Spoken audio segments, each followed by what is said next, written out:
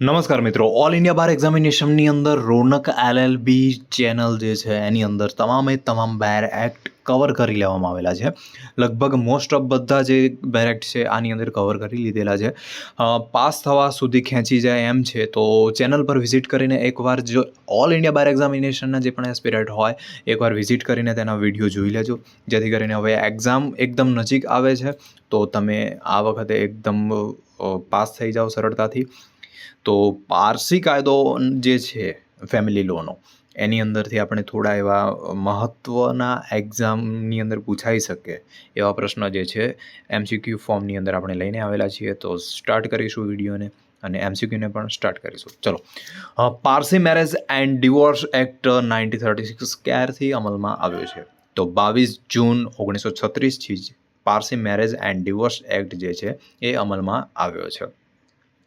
Parsi marriage and divorce એક્ટની અંદર કુલ કેટલા પ્રકરણો અને કલમો છે? તો 6 જેટલા પ્રકરણો અને 53 જેટલી કલમો તેની અંદર આવરી લેવામાં આવેલી છે.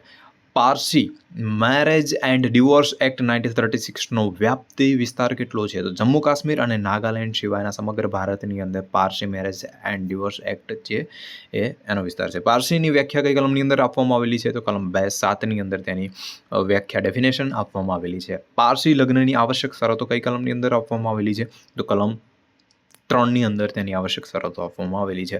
પારસી લગ્નની આવશ્યક શરતોની અંદર કઈ વિગત સુસંગત નથી નીચેની અંદર? તો કોઈ પણ ધર્મની બે વ્યક્તિઓની લગ્ન સમયે સાક્ષી તરીકે હાજરી આપવી, એટલે કે પારસી સિવાયના અન્ય કોઈ બે ધર્મ હોય અલગ અલગ, એ બે ધર્મના વ્યક્તિઓની સાક્ષી એટલે કે એઝ અ વિટનેસ તરીકે મેરેજની અંદર હાજરી આપવી એ આની અંદર આવશ્યક નથી. એટલે ઓપ્શન નંબર બી જે છે એ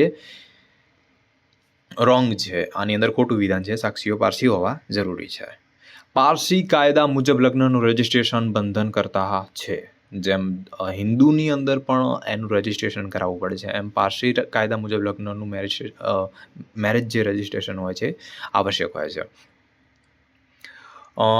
Parsi marriage and divorce act 1936ની કઈ કલમની અંદર પારસી લગ્ન વોઇડ એટલે કે રદબાતલ ઠરાવવાની જોગવાઈ છે? તો કલમ 30ની અંદર જે છે એ રદબાતલ ઠરાવવાની જોગવાઈ કરવામાં આવેલી છે. Parsi marriage and divorce act 1936ની કઈ કલમની અંદર સતત 7 વર્ષ સુધીની કોઈ પક્ષકાર હાજર ન હોય તો પક્ષકારને લગ્ન વિચ્છેદનો એટલે કે ડિવોર્સનો દાવો કરવાનો અધિકાર મળે છે? તો કલમ 31ની અંદર જ્યારે 7 વર્ષથી વધારે ગુમસુદા હોય તો 31 પ્રમાણે ડિવોર્સ તે પોતે લઈ શકે છે. Parsi marriage and divorce act 1936ની કઈ કલમની અંદર છૂટાછેડા માટેના કારણો આપેલા છે? તો કલમ 32ની અંદર ડિવોર્સના જે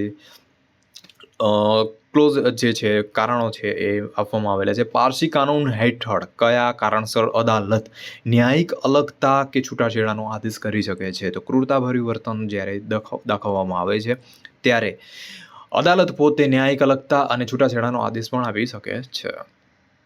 પારસી કાનૂન હેઠળ છૂટાછેડા માટે માન્ય કારણોની અંદરથી નીચેનામાંથી કોનો સમાવેશ થાય છે? તો ઉપરના બધા, એટલે કે વ્યભિચાર, એડલ્ટરી, મતલબ કે ઓપ્શન નંબર બી એટલે કે ગંભીર ઈજા અને માનસિક વિકૃતિ જ્યારે ધરાવતું હોય પાત્ર, ત્યારે છૂટાછેડા માટેના એ માન્ય કારણ ગણાય છે. પારસી કાયદા મુજબ વાજબી કારણ વગરનો કેટલો સમય ત્યાગ એ છૂટાછેડાનું કારણ બને છે? જ્યારે 2 વર્ષથી કોઈ પણ વ્યાજબી કારણ વગર 2 વર્ષથી જ્યારે વધારે એના સેપરેશન હોય, ત્યાગ કરેલો હોય, ત્યારે છૂટાછેડાનું કારણ બની શકે છે. પારસી કાયદાની કઈ કલમની અંદર પરસ્પર સંમતિથી છૂટાછેડાની જોગવાઈ કરવામાં આવેલી છે? તો કલમ 32(b)ની અંદર પરસ્પર સંમતિથી છૂટાછેડાની જોગવાઈ કરવામાં આવેલી છે. પારસી કાનૂન હેઠળ પક્ષકારો કેટલા સમયથી અલગ રહેતા હોય તો પરસ્પરની સંમતિથી છૂટાછેડા મેળવી શકે છે? તો 1 વર્ષથી વધુના સમયમાં જ્યારે પારસી કાનૂન હેઠળ પક્ષકારો અલગ રહેતા હોય તો પરસ્પરથી પોતે સંમતિથી છૂટાછેડા મેળવી શકે છે. લગ્ન વિચ્છેદ અને ન્યાયિક અલગતા અંગે કયું વિધાન ખોટું છે? તો ઉપરમાંથી એક પણ વિધાન ખોટું નથી. 3 સાચા છે. એટલે કે લગ્ન વિચ્છેદ અને ન્યાયિક અલગતા માટે સમાન કારણો છે. ન્યાયિક અલગતા લગ્ન વિચ્છેદ માટેનું કારણ બની શકે છે અને ન્યાયિક અલગતા દરમિયાન લગ્ન જીવનનું પુનઃસ્થાપન થઈ શકે છે. લગ્ન પ્રતિસ્થાપન માટેના દાવાની જોગવાઈ કઈ કલમની અંદર કરવામાં આવેલી છે? તો કલમ 36ની અંદર કરવામાં આવેલી છે. પારસી મેરેજ એન્ડ ડિવોર્સ એક્ટની કઈ કલમની અંદર ભરણપોષણની જોગવાઈ કરવામાં આવેલી છે? તો ઉપરની બધી, એટલે કે સામાન્ય રીતે કલમ 39, 40 આ ભરણપોષણની કલમો છે.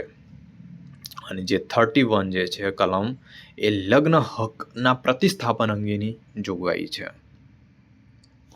કાયમી ભરણ પોષણની જોગવાઈ કઈ કલમની અંદર આપવામાં આવેલી છે? તો કલમ 39ની અંદર કાયમી ભરણ પોષણની જોગવાઈ આપવામાં આવેલી છે. ચાલુ દાવે ભરણ પોષણની જોગવાઈ કઈ કલમની અંદર કરવામાં આવેલી છે? તો 39ની અંદર તેની જોગવાઈ છે. પારસી કાયદા હેઠળ કેટલા વર્ષથી નીચેની વયનું બાળક સગીર કહેવાય? તો 18 વર્ષથી નીચેની વયનું બાળક જે હોય સગીર કહેવાય. પારસી કાયદા હેઠળ મુલાકાત એ કોનો અધિકાર છે? તો બાળકનો અધિકાર છે.